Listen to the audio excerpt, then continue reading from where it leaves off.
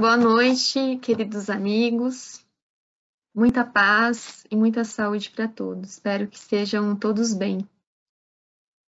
Inicialmente, vamos fazer a oração, já entrando no clima que a espiritualidade amiga tanto nos intui, nos conduz, para que possamos absorver da melhor maneira as palavras do nosso querido Mestre Jesus, no seu Evangelho, à luz da nossa doutrina espírita.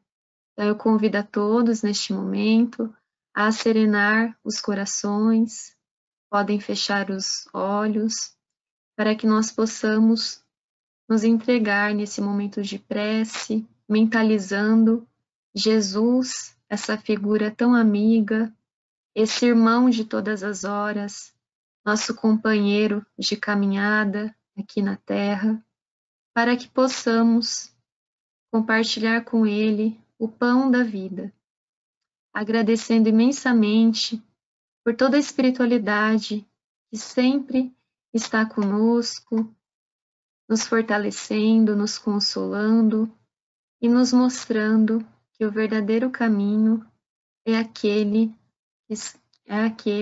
ao lado do Mestre Jesus. Com a prece do Pai Nosso, vamos iniciar esse momento de troca de boas energias e vibrações e de reflexão sobre as palavras de vida eterna. Pai nosso, que estais nos céus, santificado seja o vosso nome. Venha a nós o vosso reino, seja feita a vossa vontade, assim na terra como no céu. O pão nosso de cada dia nos dai hoje, perdoai as nossas ofensas, assim como nós perdoamos a quem nos tem ofendido. E não nos deixeis cair em tentação, mas livrai de todo mal, que assim seja. Bom, eu sou a Franciele e nessa noite vou compartilhar algumas reflexões juntamente com o Thiago Soares sobre a mensagem do livro Caminho, Verdade e Vida. A mensagem se intitula Quem És? E esse livro é um livro bem importante, né, dentro da doutrina espírita, ditado por Emmanuel. E o mais interessante é que caminho, verdade e vida nada mais é do que o sinônimo de Jesus. Então, quem somos perante Jesus? Isso é muito interessante, porque muda todo o sentido do que vem a seguir nessa mensagem, né, Tiago? Então, a gente vai comentar um pouquinho aqui com vocês, partilhando esse pão da vida, ditado por Emmanuel, para que a gente possa observar e nos autoavaliar. Quem somos, né? A mensagem, então, é quem és. Então, peço que cada um aí reflita sobre o que é exatamente essa mensagem de Emmanuel. Há só um legislador e um juiz que pode salvar e destruir. Tu, porém, quem és? Que julgas a outrem? Está em Tiago 4,12. Deveria existir, por parte do homem, grande cautela em emitir opiniões relativamente à incorreção alheia. Um parecer inconsciente ou leviano pode gerar desastres muito maiores que o erro dos outros, convertido em objeto de exame. Naturalmente, existem determinadas responsabilidades que exigem observações acuradas e pacientes daqueles a quem foram conferidas. Um administrador necessita analisar os elementos de composição humana que lhe integram a máquina de serviços. O magistrado, pago pelas economias do povo, é obrigado a examinar os problemas da paz ou da saúde sociais, deliberando com serenidade e justiça na defesa do bem coletivo. Entretanto, importa compreender que homens como esses, entendendo a extensão e a delicadeza dos seus encargos espirituais, muito sofrem quando compelidos ao serviço de regeneração das peças vivas, desviadas ou enfermiças, encaminhadas à sua responsabilidade. Vamos fazer uma pausa aqui, Tiago, para a gente comentar algumas passagens dessa mensagem, né? Que parte da reflexão aí de Tiago. Quantas vezes nós não nos colocamos como juízes e legisladores, mas não da nossa vida, né? Da vida dos outros. Então é um pouco isso. Atualmente a gente faz muito isso, né? A gente coloca as pessoas num paredão e destilamos toda a nossa análise sobre aquela pessoa. Nós desconhecemos quem é aquela pessoa. Então, gostaria que você comentasse um pouquinho aí para a gente quais foram as suas percepções. Olha, primeiro quero cumprimentar a todos, né? E esse texto ele é bem forte, assim, porque ele já começa fazendo uma pergunta, você viu, né, Fran? Quem és? Uhum. Ele faz ele já manda olhar para você mesmo, né? Fala assim, olha, presta atenção, quem és? Como você se enxerga?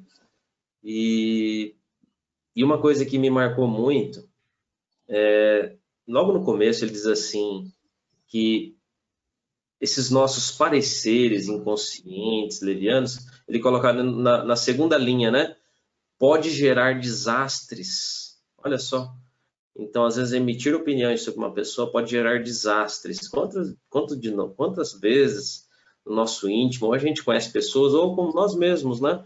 A gente vê que opiniões que as pessoas desferiram a nosso favor foram como flechas, foram como facadas mesmo, assim, que às vezes marcam a nossa vida ao longo de muitos anos. E às vezes a gente lembra dessas opiniões, lembra das pessoas dizendo coisas para nós, como isso realmente causa um impacto, né?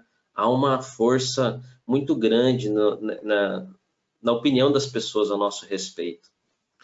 E, e acho que a espiritualidade chama a gente para tomar esse cuidado, fala, olha o impacto que você pode causar, preste atenção, tenha cautela, isso pode gerar um desastre. Eu acho que esse primeiro é um primeiro chamativo que ele faz aí nesse texto.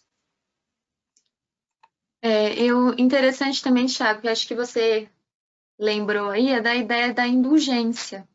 Porque a indulgência, ela não vê o mal no outro, porque ela parte do pressuposto de que a gente tem que ter empatia por uma história que a gente não conhece. Então, quantas pessoas que a gente julga como pessoas más, se a gente for compreender a história de vida delas, talvez o nosso olhar se torne de misericórdia. Então, isso é muito interessante, porque a gente só está vendo, né, a casca, mas a gente não está vendo a ferida, né? De onde surgiu e foi em decorrência de qual episódio da vida dessa pessoa que ela se tornou assim. Então é muito fácil a gente julgar uma história que a gente desconhece, que a gente não passou por ela. Acho que esse primeiro momento realmente, quem sou eu, né, para julgar aquela pessoa que eu desconheça a sua história íntima, enfim, a sua trajetória espiritual, ainda mais, né? Se a gente conhecer então a história espiritual, é aí que a gente não deveria julgar. A gente só está vendo uma parte de todo aquele universo. E Jesus ele fazia isso, né, com as pessoas. Ele olhava e ele vinha para além do mal, porque ele conhecia todo o planejamento reencarnatório do próximo. Então, acho que isso é bem interessante. O olhar de Jesus é um olhar sempre de entendimento. Olha, eu acho que ele enxerga muito, muito mais que isso, porque, não sei se você lembra, você falou isso, eu lembrei de uma situação lá acho que era o Natanael, que eu não lembro exatamente quem era o nome da pessoa, onde ele fala, a pessoa porque a pessoa chegou perto de Jesus, Jesus já falou o nome dele, né? Igual o Chico tinha essa capacidade também de falar o nome das pessoas, assim, sem ter conversado com ela. Imagine Jesus, né? Então ele falou o nome da pessoa, a pessoa, poxa, você me conhece? Aí ele falou assim, Natanael, Natanael, eu te conheço antes mesmo do que a paralisia tomasse conta dos seus membros, eu já sabia quem era você. Então você vê como que essa Uhum. alma especial, então assim, e ainda assim, Jesus Cristo, que tinha todo esse poder de conhecer a nossa vida antes, depois, futuro, conhecer o nosso coração, ainda assim ele não era um julgador. Ainda assim, ele com toda essa capacidade, ele não desferia golpes de julgamento nem sentenças a nosso respeito. É tão Maravilhoso isso. E sabe essa frase, Fran, que ela foi escolhida por Emmanuel, inclusive pelo Tiago, porque ele traz um quê de judaísmo aí para nós, porque ele fala assim, há um só legislador e um só juiz. Porque nem o Cristo assumiu essa posição de julgador. Então, óbvio que é Deus, o judaísmo traz muito isso, né? Essa coisa, o Deus quem julga, Deus quem realmente fala as nossas consciências, que está ali em contato conosco, que vai proferir a sentença. Então, eu acho muito bonito. Interessante, Thiago, muito bom. Boa lembrança aí dessa passagem. Certamente ao encontro, né, tentando tirar aqui da letra o espírito mesmo da mensagem.